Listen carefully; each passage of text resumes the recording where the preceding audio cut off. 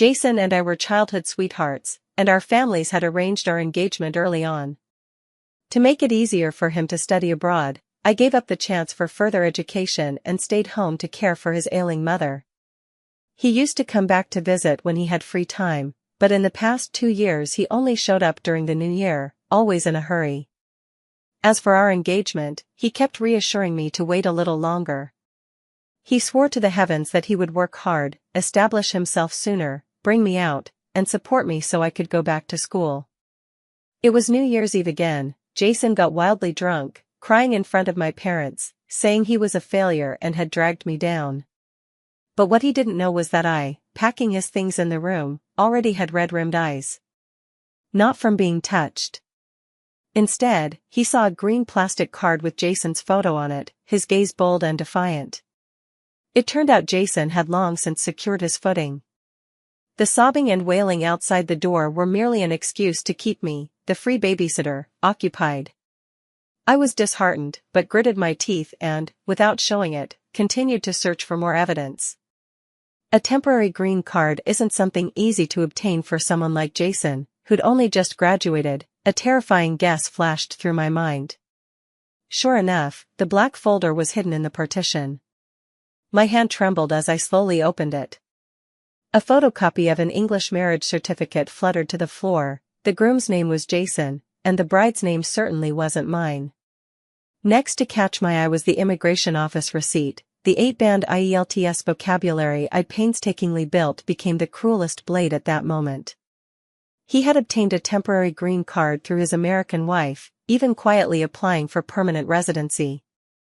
Meanwhile, I was still at home caring for his gravely ill mother, waiting for his empty, elusive promise to bring me over. After tossing a drunken Jason back onto the master bed, I stood in the bedroom doorway and watched that familiar face for a long time before switching off the light and going to the spare room. The next morning, when Jason appeared in the living room rubbing his sleepy eyes, I had already cooked a soothing porridge for his stomach. He opened his arms, waiting for me to crawl into his embrace like before, to act cute and let him praise me for being sensible. But this time, his plan fell flat. I simply wiped the water from my hands on my apron and said calmly, "You drank so much yesterday, your stomach must feel off. I made you some porridge." Jason was taken aback for a moment, then slowly withdrew his arms and feigned nonchalance. "Oh?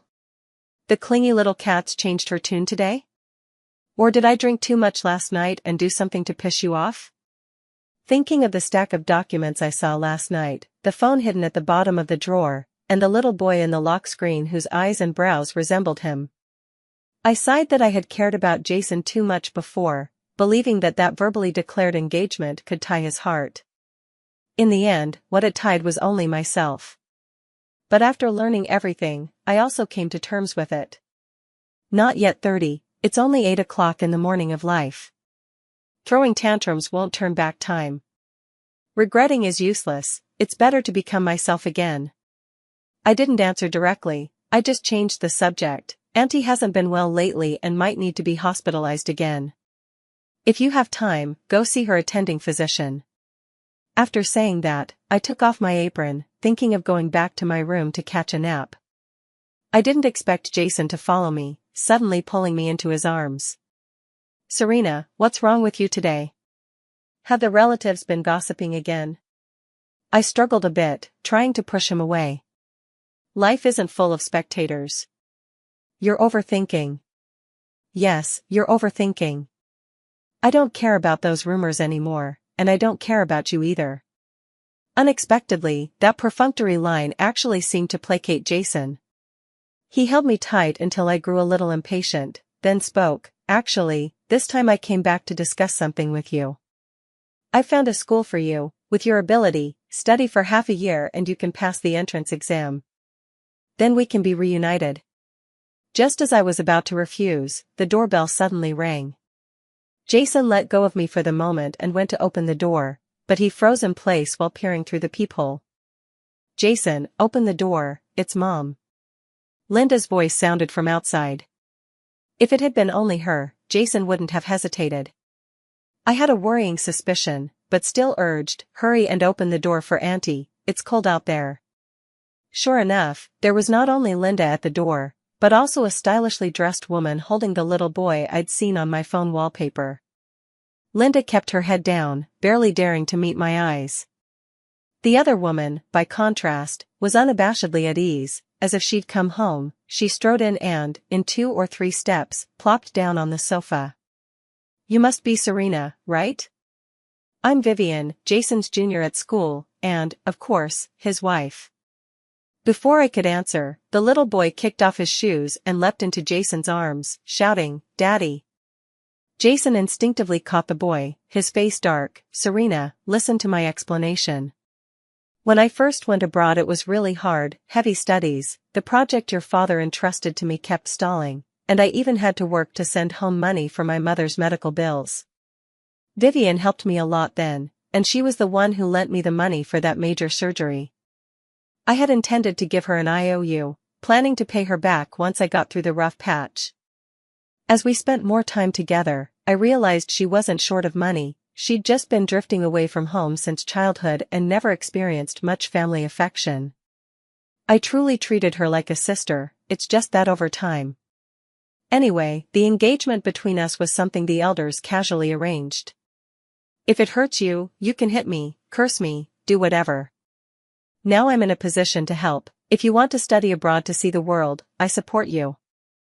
The schools I found are nearby, I will make it up to you, and I'll take good care of you." As he spoke, Jason reached forward to take my hand, but the child in my arms was restless. I stepped back without a sound and ultimately didn't let him catch me. "No need. It's Auntie's illness that can't be delayed, you should take her to get a proper checkup, she might recover." Jason wasn't stupid, he understood my meaning instantly. "Serena, are you blaming me? Not even giving me a chance to make amends?" I laughed in anger and didn't bother answering. Jason was calculating things cleverly. If I gave in to him, then even if what happened before got out, it wouldn't tarnish his reputation in the least. It might even win him praise for gratitude and reciprocation. I stayed silent, and Vivian on the sofa spoke up. "All right, Jason, Serena's proud, she doesn't want to accept your feelings, so don't try to persuade her." "Vivian, don't say that. The Sue family has helped me a lot and will inevitably have a lot more dealings in the future. Besides, about the project. See? Playing both sides and wanting everything at once, Jason has that trick down to an art. Jason, now that you're married and have children, you should be more devoted to your family from now on. If you keep associating with our family frequently, people will talk, it won't look good. So it's better not to." I raised a hand and rubbed my brow. "Also, your family is here to pick you up, you should go." "Serena, what are you doing?" Jason panicked completely, put down the child in his arms, and stepped forward 2 paces. "Jason, your wife and child are here." I stepped back half a pace. "It's the new year, I don't like kicking people out. Please feel free to leave." Having said that, I went back into my room. Just now I acted calm and indifferent in front of outsiders, but thinking back on these years, it would be a lie to say it doesn't sting. At the time, my family could have easily afforded to send me to the university I wanted. It was just that Jason had already received his acceptance first, and he'd been awarded a full scholarship. For him, that might have been the only chance to change his fate. But his mother was already in poor health, and the family couldn't possibly accompany him to cross the ocean. Seeing Jason so worried he could barely eat, my heart ached. I finally decided to stay and take care of his mother. He promised me that after finishing his studies he would help expand my family's business overseas, and that he would cherish me for the rest of his life, never letting me suffer another ounce of hurt. That caregiving lasted 5 years. I never uttered a complaint, believing that such devotion could truly win Jason's unwavering commitment. Looking back now, my former self was laughably naive. I forced back the sting in my eyes, and only after the house outside fell silent again did I let out a long sigh. After taking some time to steady my emotions, I began packing my belongings to return to my parents' home. This little house was bought specifically to make it easier to take care of Linda's medical needs. It's only a 10-minute walk to the first hospital. From choosing the place to handling the paperwork and then the renovation, I did it all myself. The deed only has my name on it. I wanted to add Jason at the time, but my father stopped me. I will never forget the day we moved in. On the other end of the video call I was excited in the sunlight, on his end, under the night sky, his face was indistinct. I told him we had our own little home now, and he only nodded perfunctorily. I felt worried for Jason then and told him not to push himself too hard. He said that enduring some hardship now was nothing if it meant a better future. Yes, a better future. Their future, there was never a place for me there. Realizing my thoughts had drifted again, I shook my head and forced myself back to the present. I looked at the small box before me, which easily held the few clothes and daily necessities I had left, still half empty. I laughed at myself wryly, tightened my coat around me, and stood up, leaving without looking back from the place I had once called home. Just as I was about to leave the complex, an old familiar voice called after me. "Serena, it's Auntie's fault, Auntie has burdened you for so long." Linda said, even preparing to drop to her knees before me, "You must hate Auntie so much." I reached out as if to steady her, looking at her white hair, at the tears streaming down her face. The knot in my chest thudded a few times but found no outlet. In the end I still pulled Linda up and said calmly, "Auntie, it's all in the past. I'm an adult and can take responsibility for the choices I make. Your health is poor, you should go with Jason, the doctors there might have new treatments, who knows." Hearing that, Linda froze for half a second, then her tears became unstoppable. "Serena, you're such a kind, sensible child, you dote on me more than your own children. All these years I've seen what you've done for me. I know, perhaps she isn't bad at heart. But after all, she's Jason's mother, gratitude or praise are nothing more than a few airy words. When it comes down to reality, a mother still loves her own children more. It's cold outside, you should go home." In the end, that's all I said. As for where Linda would go next, I really didn't care much anymore. The familiar streets sped past outside the car window.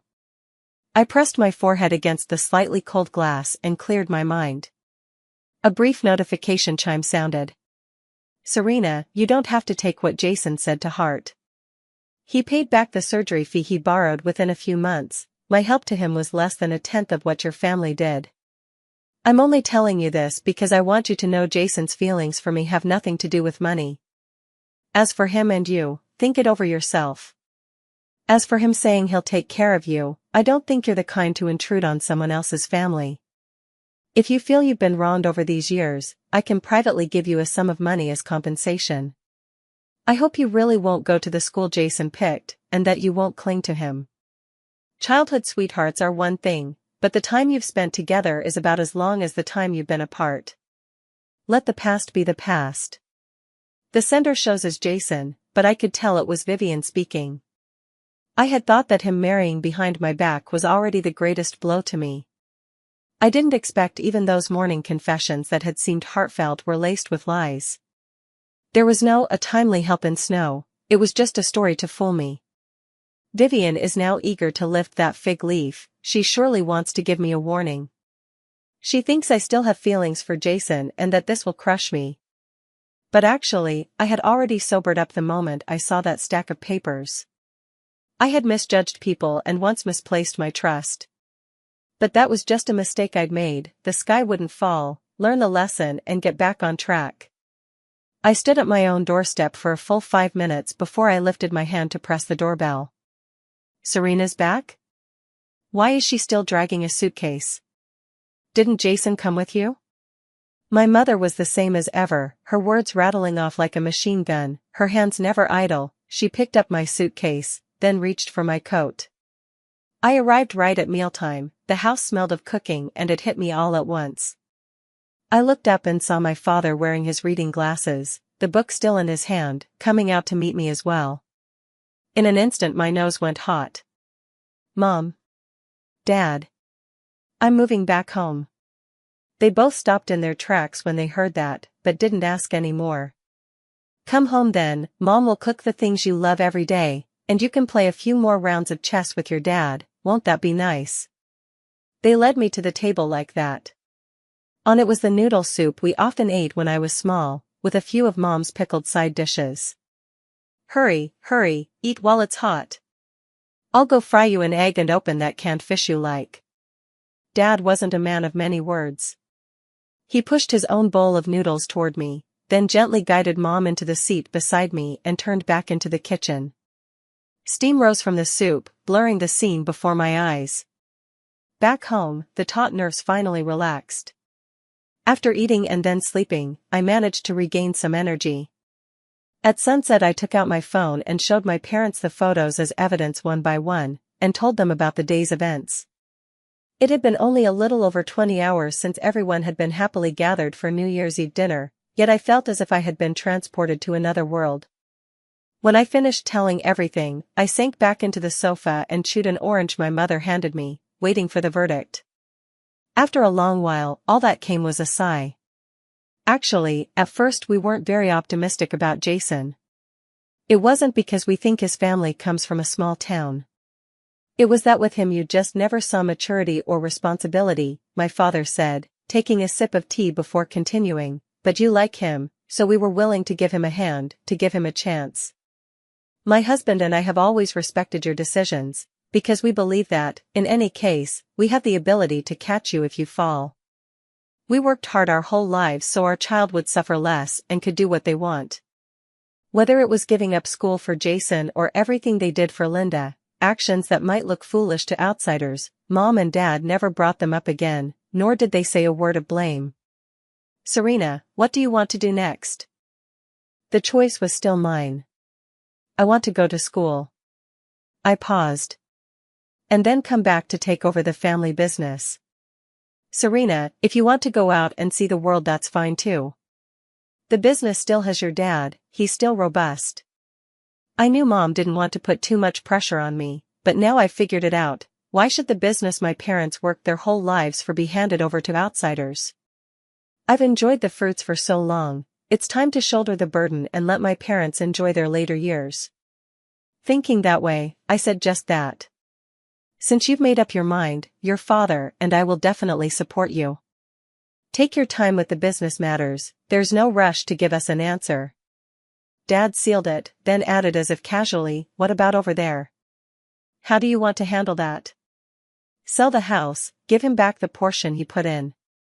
Now that you've got your footing, you won't need our family's help anymore. Also, find a time to annul the marriage, make it official. Actually, whether it was the engagement before or the annulment now, no matter how official it sounds, it's just words. But I still wanted it to be formal, to put a period at the end of that chapter, and then move on. The next few days eased up. For the last time I indulged myself and handed everything over to Dad, then buried myself in researching schools and majors. The calm didn't last long, though. Jason, who had been out of touch the whole time, called after I sold the house. Serena, how could you sell the house? I wanted to sell it, so I sold it. The loan records have been sorted and notarized, your share is in a new card. My parents will hand it over to you in a couple of days. When we bought the place I didn't want to rely on my family, but I didn't have much cash, so I took out a loan in the end. Still, in retrospect, at least there's some proof. I'm not talking about the money. It's a big deal to sell the house and you couldn't even consult me about it. I only gave a light laugh and said nothing. Besides, Mom's illness hasn't improved in all these years, she still needs to go to the hospital. That house is closer to the hospital, so it would be more convenient for her at her age. Not to mention us, after all these years, don't you have any feelings for her at all? See? Waiting here for me. He only remembers talking about feelings when his own interests are threatened. Jason, you're truly laughable. But I didn't say any of that aloud, I only replied coolly, does Jason have anything else to say? If this is just moral blackmail, I'm hanging up now. Serena, what do you mean? Who's moral? I didn't let him finish, I hung up and blocked him in one swift move. A few days later, Dad had already taken back most of the business he had once entrusted to Jason. A few accounts, though, he decided to wait until after this cycle to reassign, out of consideration for the partner's habits. He told me the reasoning behind it, and of course I wouldn't sacrifice long-term interests for present grudges. Dad, I just don't want him to benefit from our family anymore, that's all. I don't want revenge, and I don't want these things to affect the company's future development. You just stay home and focus on studying, leave the rest to Dad. That morning Dad had gone to the office, and Mom had gone out for tea with her friends, leaving me alone at home to study. After finishing another page of practice questions, I watched the sunset outside the window and stood up to stretch. Just then the doorbell rang abruptly. I thought Mom had forgotten her keys, so I hurried to open the door. Outside stood Jason, his face tinged with a bluish bruise, carrying a small bag of apples. "What are you doing here? Is Uncle home?" "I'm here to see him." I glanced at the bag of shriveled apples and guessed his purpose, giving a light laugh. "He's not. Please go back." "Serena, you don't have to be so cold. Even if there's no future for us, don't we still have business to cooperate on?" I didn't want to say another word. I slammed the door shut with force. Outside, Jason finally took off his mask completely. "Serena, what on earth are you trying to do?" "My mom's illness has relapsed, and the doctor says she needs a kidney transplant. I didn't have that much liquid cash to begin with, and you had your father pull back all the projects. Do you want my mother dead?" When I didn't respond, he started pounding on the door again. "I told you I'd compensate you. What more do you want? Do you have to watch my family fall apart to be satisfied?" "Serena, open the door. How did I never realize you were such a cold-hearted person? You've been faking it all along. If I had really married you, would you have just toyed with me however you pleased? Do you think it's fun to play with people?" The meaningless insults and the banging never stopped. My temples began to throb in time with that heavy rhythm. After more than 10 minutes and with Jason still showing no sign of leaving, I marveled at his useless stamina and inexplicable anger, then yanked the door open. Just as I expected, the instant the door opened Jason seemed frozen in place, and then he plastered on an ingratiating smile. "Serena, those were just words said in anger, don't take them to heart. Look, the fact that I'm with Vivian is only because I wanted to repay her for saving my mother. But I still care about you. I often dream about when we were kids." "A favor for saving your mother?" I cut off Jason's recollection. "Even now you want to use that to trick me?" I picked up my phone and quickly found the message Vivian had sent me from his number. Seeing Jason freeze, I tore apart his last disguise word by word. For her, it might have been love at first sight, or a love that grew over time, or even a calculated tie for a green card. But repaying a debt of gratitude, leave that cliched plot to novels. "And by the way, I recorded everything you just said. Whether it was intentional or not, I don't really care anymore, but remember this, I, Serena, and our Sioux family owe you nothing." As I spoke, I tossed the bank card down in front of him. Jason's face gone ashen, he opened his mouth instinctively but no words came out, he could only awkwardly lower his head again. Just as I was about to close the door, he seemed to come to, weakly trying to explain, "Vivian is just insecure. Saying that to you is only to drive a wedge between us. She's just afraid you'll keep clinging to me." It would have been better if he hadn't explained. With that explanation I nearly burst. "You can squeeze out only 2 lines after all this time, and it's to defend Vivian? If you care about her that much, why did you come to me? Aren't you afraid she'll be hurt if she finds out? What are we to each other now? From the moment you decided to marry her and have children behind my back, there was no more us, you're you, I'm me. Jason, old feelings always run out eventually, no one can live in the past forever." I don't know when Jason left the house. I never mentioned his arrival to my parents. The plan for the 2 families to meet formally and call off the engagement never came to pass. Dad tried to contact Linda about it, but by then she had already been in the hospital for a long time. Maybe not every story needs a so-called ending, I thought, and I stopped dwelling on it. The useless emotions that occasionally flicker through me I need into page after page of books. It's been too long since I worked toward my own goals, and only now, setting out again, do I realize that hardship can be exchanged for a full sense of achievement. The 5am. Alarm, the notebook of wrong answers under the late-night lamp, the dregs at the bottom of a coffee cup, and the warm milk my parents quietly leave on the table, all of them are the bricks I'm using to rebuild myself. One spring afternoon I lay in the rocking chair on the balcony, basking in the sun. The closer the exams drew, the more I refused to let my spirit stay tightly wound. Serena, look how big the fish Dad caught today. No matter how old I get, Dad still treats me like a child. Whenever he finds something new, he always wants to bring it home for me to see. I hurried to the entryway and saw Dad holding a grass carp about as long as his torso.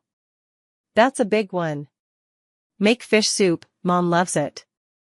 Alright, then go buy 2 more blocks of tofu. When I came back carrying the tofu, Dad was already wearing an apron and busy in the kitchen.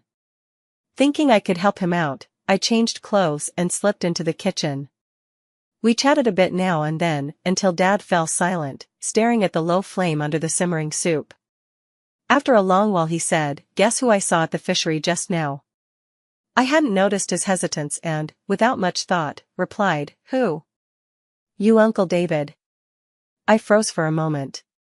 Uncle David was the director at the first hospital. Whenever Linda had needed treatment before, I always bothered him.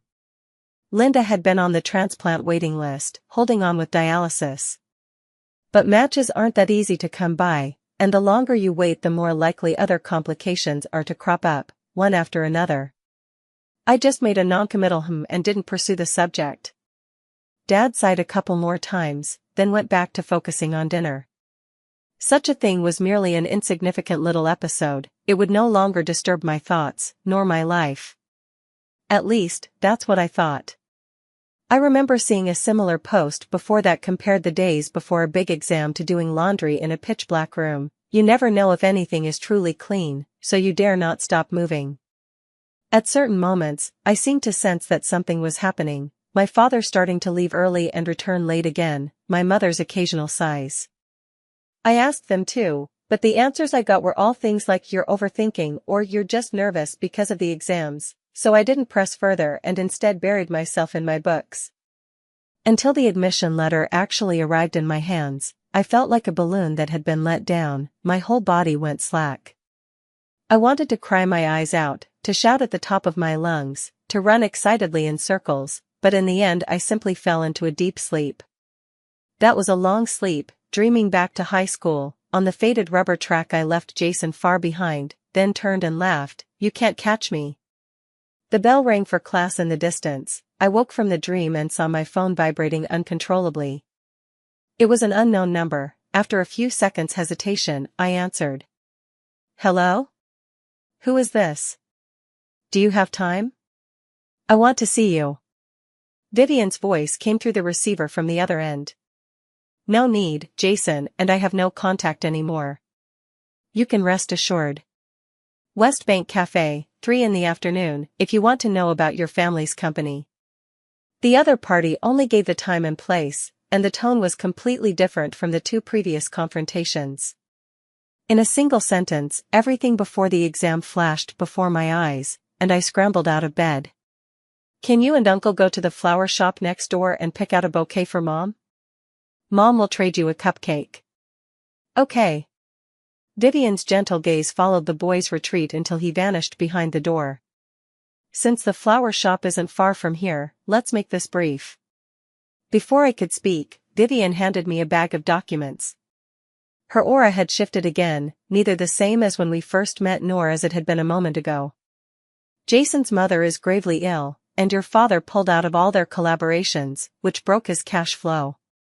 And he's never been one to save, so I don't actually mind helping him out of this mess, but he never asked me. He did come to me, I refused." I opened my phone and played that recording.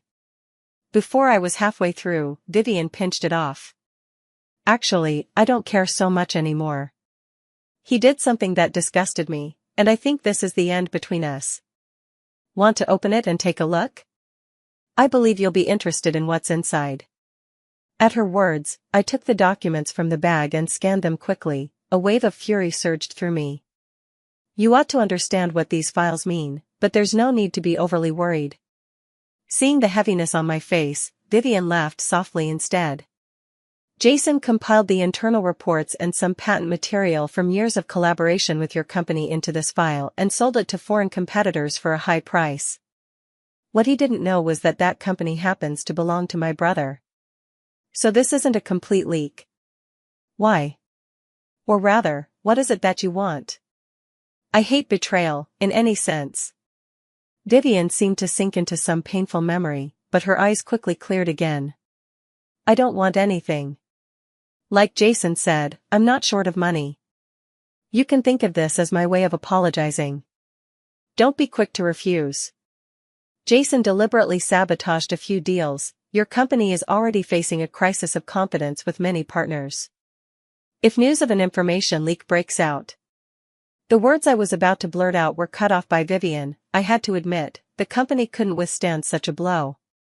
Maybe when you return after your studies and take over the company, we'll cooperate again. I wouldn't mind you giving me a little extra sweetening then. After all, I still have a child to raise, don't I? The bell above the cafe door jingled as a boy walked in, cradling a bouquet of roses almost as tall as he was. We're not really enemies, because from the start, the one who deceived and used us was Jason. Vivian left that line behind, picked up the already boxed cake, and left. I stared at the coffee on the table that had long since gone cold, my mind a tangled mess. Only after I read the document through carefully did I truly understand the family's current predicament, and none of this had ever been told to me by my parents. I bit my lip, swallowed the bitter coffee, and stood up to leave. Applying to defer my enrollment was much smoother than I'd imagined. The day I showed up at the company with the paperwork, Dad told me everything. Just as I told Linda, I'm an adult now and should bear the corresponding responsibility for my choices. Staying behind to help the family through a rough patch was what I should do. From initially translating some documents for the company, to gradually interacting with clients, to independently handling certain collaborations, it only took me half a year. Everyone marveled at how quickly I grew, but my parents worried over the price I paid. I didn't feel worn out, however. Instead, through the work I came to appreciate how hard it had been for them all these years. Honestly, apart from sometimes feeling mentally drained, most of the time I felt in my element. Nothing was as difficult as Jason had once painted it to be. Perhaps that was just one of his many lies. How clever he was, describing the sky as fraught with dangers to a caged bird so that she would fear freedom in her bones. But some birds are simply not meant to be caged. My joining had solved a good many of my father's worries. And because there was now someone trustworthy to hold the rear, my still sharp father was able to return to the front and achieve fresh successes. When the year ended, the company moved up a level, and I embarked on a new journey. What I hadn't expected was that the first call I received after leaving the country would be from Jason. At the time I was standing on a London street, holding my phone up to the navigation as I looked for the apartment I'd rented in advance. The incoming call looked like gibberish. It hung up and rang again. Hello? Serena, please, save me. I can't stay in the US anymore. Immigration is going to deport me. I want to go home, but my passport expired. I know I was wrong. I really know I was wrong. Sorry, who is this? I asked, feigning ignorance, hoping he'd take the hint and go away. Serena, it's Jason. How could you forget me? We grew up together, didn't we? Didn't you say you'd always like me, always wait for me to marry you? Oh, it's you. Seeing this number I thought it was a stranger. Serena, please help me. That bitch Vivian divorced me and sued me with immigration. She tricked me back then. I always loved you in my heart. Help me go back to my country. When I return I'll marry you, okay? Not good. Serena. He roared, I know I wronged you. I shouldn't have lied for a green card. I shouldn't have betrayed you. But I'm really desperate now. The US is going to deport me. I can't go back home. I'll be forced to live on the streets. Serena, for the sake of what we shared as kids, help me this once, just once. Shared? You had me acting as a free nanny back home, and when you married her behind my back you never thought about shared feelings. When you relied on someone to get a green card, you were a husband. Once your lie was exposed, you become a bitch. Jason, how many people did you deceive? This outcome is your own doing. Serena. The call cut off abruptly, and I simply blocked the number and continued on my way. Later, out of curiosity, I dug up that number and ran a lookup. I discovered it was just some payphone in the United States. Thinking that the call had probably been cut off because the other party ran out of money made me want to laugh. Someone who had once been so proud had fallen so low they couldn't even afford a single call. Isn't that what you'd call karma? For a long time after that, Jason seemed to have evaporated from the world. He vanished from my life. Until one year, when I was on a business trip and something unexpected happened, and I could only book a connecting flight. We landed at the airport, and my assistant came back with a coffee wearing a look of mystery. Hey, Serena, you won't believe it. I saw that airport drifter who used to be all over the internet. What airport drifter? You never saw it? I'm telling you, not long ago. The assistant chattered at me for a long time. The summary was that the man had lost his green card and been deported. He tried to go to a third country to apply for a Chinese visa, but because he had a record of immigration fraud and huge debts, every country denied him. In the end, he could only linger in the transit area of this airport, living off the kindness of strangers. I hadn't read any reports either, but the story sounded familiar. I followed the direction of the assistant's finger, and sure enough, I recognized a face. The man with graying hair, ragged clothes, curled up in the corner of the airport, was Jason. He was holding a battered suitcase in his arms. Inside it was probably the last of his dignity and endless remorse. I only glanced once, then averted my eyes and, with my assistant, turned into the VIP lounge. Just looking at him, he does look pitiful. I wonder what he'll do from now on. People who inspire pity always have things to be blamed for. Ending up like this is just reap what you sow. Serena, you talk as if you actually know him. Wasn't it you who said he committed immigration fraud? Right, that really was his fault. I didn't pursue the subject further and instead opened my laptop to keep looking at the reports. I had agreed to give Vivian a discount, but of course my own business needed to make some profit too. Thinking of her made me think of my godson again. In his grown-up face there was nothing left but Vivian's reflection. He was becoming ever more charming and handsome. TSK, after this business trip I'll go visit them, maybe we'll even go to Disneyland. Sunlight streamed through the floor-to-ceiling window and fell on me, warm and dazzling. I know there are countless possibilities ahead, and my life will only grow more wonderful.